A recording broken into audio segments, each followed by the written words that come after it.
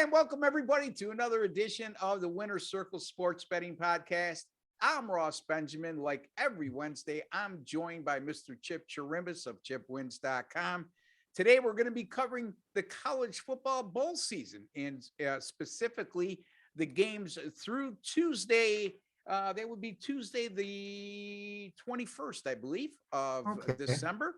And Chipper, it's a great time of year. College football bowl season is upon us. The NFL, the last 4 weeks of the regular season. We got college basketball and the NBA going on. But, right now we're going to talk about the college football bowl season. So how are you, buddy? I'm doing great. The big games are big money for us. This is a great time to come into the college bowl games. They're on quite a run right now. Hitting our last 6 game of the year. And I'm going to have one this coming weekend in college football as well. My first bowl game of the year. And I'll have a few. We have to determine what we're going to call them, Ross. When I call them a game of the year, it's usually a conference play. But right now, we'll just have to make something up. Yeah. So you're going to talk about the Potato Bowl on Tuesday. And how fitting, because he was known in his home state of Connecticut as Spud Chirimbes on the basketball floor. So again, that 5'7" point guard that jumped out of the gym, Mr. Paul Spud Chirimbes. Anyway, Chipper, a lot of things to talk about. Before we get to our free picks, we were talking off air, and it's worth mentioning to the viewers, a whole different aspect when we handicap bowl games compared to the regular season. Number one, especially when we're not talking about the college football playoffs, the New Year's 6 bowl games, which are high profile games. Right. Players that opt out because they don't want to jeopardize their draft status. We've seen a lot of that go on over the last few years. That's something we did not have to consider in years past. Right. Secondly, what teams are in the mood to play? What teams are there to party? What teams are there taking it seriously? Right. College coaches that have been fired at the regular season's end or near the end of the regular season, yet their teams still qualified for a bowl game. College football head coaches that had a real good year with a smaller conference team and left for greener pastures. And now the team is left with the interim coaching staff.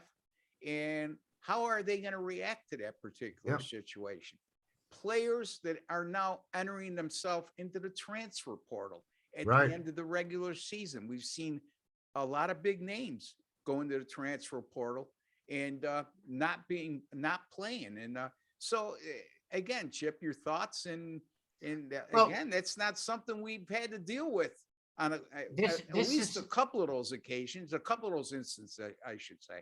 Ross, we even have a situation where 2 coaches left, and the 2 teams are playing each other. I'm talking about the Oregon-Oklahoma game. Yeah. And the transfer portal is just exploding with people coming and going like crazy. But, this is where we have to do our due diligence. And I think this gives us a major advantage over the ordinary player that's got, I don't mean to condescend anyone, say your ordinary Joe who's got a job, who works, where we sit here and we garner as much information as we can, not only from the media, but from each other. And we get a lot of different insights on these games. And the matchups are great. You got good teams that are playing. So this is a great time of the year for us. And this is why I've always labeled myself the big game player, because these are the games where I step out and do well with. Like I said, I've hit 5 straight conference championship winners. And I have a bowl game here that maybe no one would even think about because it's next Tuesday. It's in the afternoon. And yet I think it's an exciting game, and I think it's a winner. And otherwise, of course, I wouldn't be here with you with it. But there's plenty of games out there. We were discussing earlier.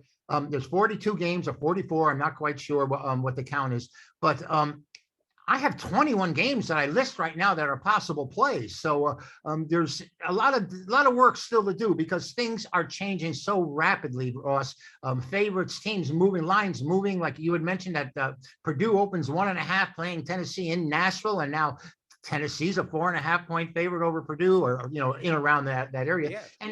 We're going to see a lot of movement between now and game day, whichever game we're looking at, and plus the fact that on game day itself, it's not unusual for these lines to just move dramatically on the day of the game. I mean, I noticed so many times when I've had a side and all of a sudden I look and the other team is favored, or my team became favored. It happened to me in an Oklahoma game 2 years ago where I stepped out on the game and then wham, what happened? You know, you got kids going to protocol, kids going to transfer, coaches leaving. There's a lot of different factors. And I think the fact that we are on it constantly, we're on it 24/7, as opposed to other people that are sitting there. They have to take care of the kids. They have to work. They have to worry about their wife. And I never had to worry about that part. But anyway, so I think there's a lot of, and by the way, I'm 5'8 1/4. You kick that 5'7" to yourself. Okay, Spud.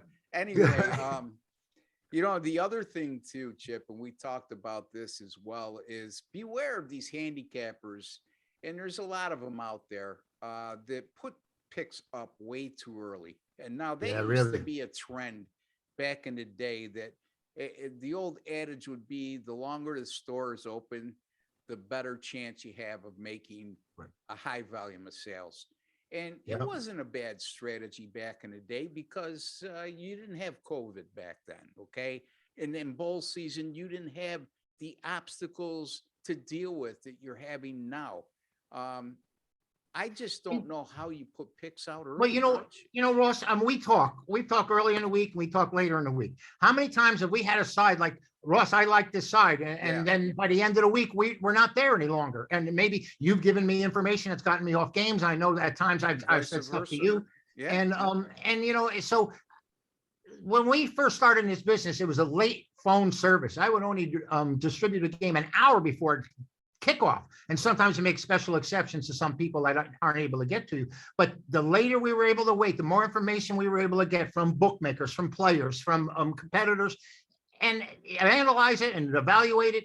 I think we have a major advantage this time of the year over just about everybody else. Absolutely. But again, folks, I would warn you, getting down early at this time of year is not the best way to go. Okay. And you look at the NFL right now. You have 7 teams right now that are in, what do they call it? COVID protocol. Yeah, where they can only meet virtually right now. You know, there's 7 NFL teams in that category right now. So in a team like the Browns, we have 14 players that are now in COVID protocol. And that line went from the Browns being opening up at what, Chip? They were -6 opener, and they're now a +1.5 dog in a matter of a couple days. So again, and I can't believe that the Raiders should be favored over anybody on the road right now. Exactly. And the Browns are in desperation mode, you know, where they're at 7-6, and you know, they're on the outside looking in right now. And every game is critical right now to their playoff status. So, and they're not exactly out of the AFC North race, with Baltimore faltering of late. So, and you don't know what's the injury status of Lamar Jackson, even if he does play, how healthy he is. So a lot to be considered there. So just be careful, folks, going down a stretch here. And again, I would be very leery of anybody who puts things out too soon. Now, a day or two ahead of time, I get that. But when guys are putting stuff out on Tuesday and Wednesday for Sunday in the NFL, you know, I don't know if they're looking out for your best interest, is what I'm trying to you know, I mean, we have an original opinion on a game, but, you know, information comes through and things change. I mean, as they say in New Orleans, shit happens. And it happens to these teams after a number's been posted, and then you're going to be stuck with that side. I mean, I don't think it's the way to go. I think I'd like to wait as long as I could. And if it wasn't for the internet, I probably wouldn't be posting a 24 hours ahead of time or even 48 hours ahead of time. It'd be a game day thing. And but you know, this is what we're dealing with right now. And I think we got a pretty good handle on it. Well, if it wasn't for the internet, we'd be running a phone service, like you said, Chip, you know, and back in the day, that's what you did. And people relied on getting picks the day of the game. But precedent's been set with the internet, and people have got used to the fact that they're getting games well in advance. And handicappers, the competitive part of the handicapping industry is get the games up early so you get better chance that you can Right. sell as opposed to the guy who's putting it up 24 hours in advance. Anyway, Right. again, it doesn't mean we're right all the time, but I'll give you an example, and we'll leave it at this. We talked on Monday. We went through the games that we both had checked as our initial impression on who we liked. We talked again today. Some of those impressions and opinions changed, and Yeah. we'll probably talk again on Friday. And Absolutely. some of those impressions and opinions will change. Well, I again. bet it better be able to talk to you. I love picking your brain. Yeah, well, vice versa. Okay, Well, Spud, what do you got on the potato bowl, buddy?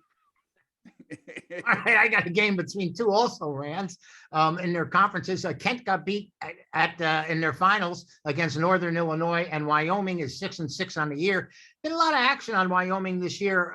This is the Potato Bowl, by the way. And I went to Idaho 2 years ago, and there is a difference in the potatoes if you're in Idaho. The French fries were outrageous, but that's not going to help Wyoming. You did not go to Idaho.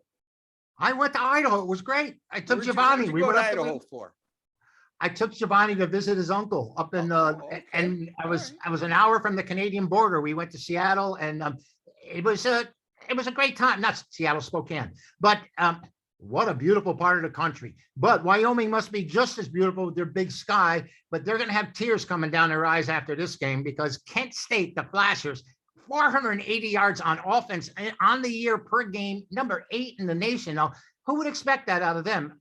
You know, I had them early in a couple of big games, Ross, where I was checking their time of possession compared to number of points scored. And I said, you know, this is a big play team. This is a team that, because they didn't control the ball that often, but they scored plenty of points. They're averaging almost 33, 32.6. They're 8-2 after a point spread loss. Now, they got beat by Northern Illinois, and they really got handled in that game. I mean, Northern Illinois came into that game laying down the week before. It was a great spot. We had them as a best bet. Wyoming's offense isn't as prolific. They're 98th in the country. They're averaging 360 yards a game, and they're only scoring 23 points. And it bothers me a little bit that they've come up the favorite in this game. But I think Golden State. I think that Kent State is the side here. I really do.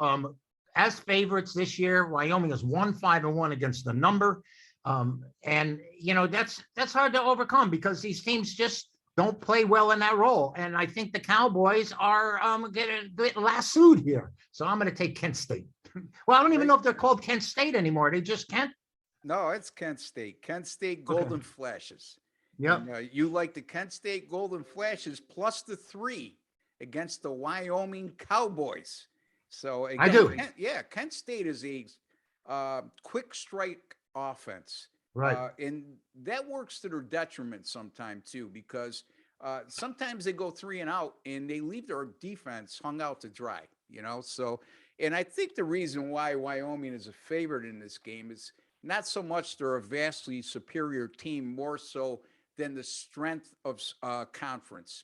They consider the Mountain West to be a superior conference to that of the MAC. So having said that, Chipper Spud Chirimbes likes Penn State plus the 3 over Wyoming. I'm going to take a look at the New Mexico Bowl and take a look at the game between the UTEP Miners and the Fresno State Bulldogs, and that game being played in Albuquerque, New Mexico on Saturday, December 18th. And right now, Fresno State's an 11-point favorite. This game opened with Fresno State being a 13.5-point favorite, has moved down to 11. Quite simply put, there's a lot of uncertainty in this game because Fresno State, their head coach after a 9-3 regular season, DeBoer, can't remember his first name, Kalen DeBoer. Yeah. He's now taken over at Washington. As you can't blame the guy. He's at Fresno State, Mountain West Conference. He now goes to a Power 5 school, but now Fresno State is stuck with an interim coaching staff. I don't know if stuck's the good word, but there's uncertainty there because the kids don't know who's going to be taking over, and that leaves uncertainty. And then you had Jake Haener, their tremendous junior quarterback, who put himself into the transfer portal at the end of the regular season. I would think he was hoping to land with a Power 5 school. I also Southern Cal. Yeah, I also think that nobody reached out to him because Right. he quickly changed his mind. Now, how Huh, that goes over with his players and the coaching staff, I don't know. But I'm good point. sure that has something to do with this line movement going down to 11 because on paper, Chipper, Fresno State's the far superior team. Look, Much. you look at their schedule, quality wins against at UCLA, at San Diego State, versus Nevada, who is a very good team as well. They also went to Oregon as a 20-point underdog early in the year. And at that time, Oregon was number 3 in the country. That was a tie game going into the last quarter, and they only lose that game by 7. And this is a UTEP, excuse me, Right. team that started 6-1. They lose 4 of their last 5 games, so they limp into this bowl game. I'm going to just trust the fact, again, I would use this as a pay selection other than the fact of a couple of the uncertainties that I mentioned, but I still believe that Fresno State is the better team on paper, better team. And if their mind is into this game and their mind is right, they win this game by 3 touchdowns. I'll take Fresno State minus the 11 over UTEP in a New Mexico Bowl. And Chip Chirimbes, he's going to take Kent State Kent State. plus the 3 over Wyoming in the Potato Bowl, which will be played in Boise, Idaho. And that game takes place on Tuesday, December the 21st. Chipper, what do you got going on this week? Anything you could tell the folks? Any hot streaks you want to mention? Well, yeah, I certainly do. In college football, we've taken off. You know that we've won our last 5 conference games of the year and have gone 9-2 in the last 11 best bet releases. I had a best bet megabuck winner on Saturday. And, these are games, Ross, where the big game player, the guy that likes to step out on a game, can play with confidence. This is, where I hang my hat, particularly in the bowl process here, where we get all the information we want. And of course, I'm really happy with my Saturday selection. So log on to the website, chipwins.com, find out how to get a hold of me, give me a call, and we'll see if we can come up with a winner for you on Saturday. I mean, I have the winner. You just have to get a hold of me. So that's how I'm looking at this one. Don't hesitate, chipwins.com. And you could find me at rbwins.com. Folks, I got off to a slow start, terrible start in college football. But the last 6 weeks of the season, including last Saturday where I had Navy outright as an underdog over Army, I've gone 27-13 over the last 6 weeks in college football. That's good for 68%, folks. Yep. That's getting it done. And the winning is going to continue right through the college football bowl season. In addition to my 10-star top plays, which are equivalent to everybody else's best bets. Right. I only give out 1 of those per day, per sport. Okay. So I don't give out 2 or 3 of those a day. 10-2 with my last 12 in all sports with my best bets. And the NFL 14-8 with my last 22, including 10-4 the last 4 Sundays in the NFL. And things are going awfully well. Need to jump in, folks. I'm going to continue to win. Chip knows when I go on one of these runs, they usually last for 2 to 3 months. I'm only 3 weeks in, folks. So 6 weeks in college football, 3 weeks in on an overall streak that I'm 47-29 in all sports. Pretty good. That's good for 62%. My dime players right now, over that course of time, in that 47-29 run, they're up $15,160. That's rbwins.com. You want to make some money, folks? You're serious about making money, go to my website. You could go to Chip's site as well, chipwins.com. Both of those sites, folks, you pay a little to make a lot. Until the next time, for Chip Chirimbes and Ross Benjamin, we like to wish each and every one of you a very happy and safe holiday season. Until the next time, good luck and God bless.